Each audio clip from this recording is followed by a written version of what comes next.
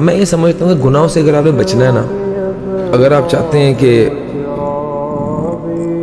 آپ کی زندگی کے اندر کوئی ریفارمز آئیں اور آپ بہتر انسان بنیں اور دین قریب ہوں، تو میں سمجھتا ہوں صرف 6/3 کی قبر کو یاد رکھیں کہ ون ڈے یو ول ڈائی، اور جاتے ساتھ ہی آپ کا حساب کتاب شروع ہے. دنیا کے اندر آپ کی ہر زیادتی کا، ہر ناانصافی کا، ہر برائی کا جاتے ساتھ حساب.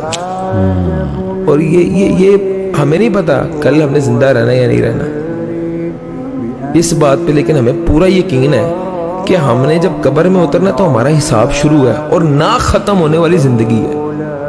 5 منٹ اے سی کے بغیر آپ کمرے میں بیٹھ جائیں، 5 منٹ اے سی کے بغیر کمرے میں بیٹھ جائیں، آپ کی حالت غیر ہو جاتی ہے. صحیح. تو وہ 6/3 کی قبر کے اندر تاحیات نہ ختم ہونے والی زندگی آپ گزار لیں گے اپنے اس کردار کے ساتھ، اپنے ان رویوں کے ساتھ، اپنے ان اخلاق کے ساتھ.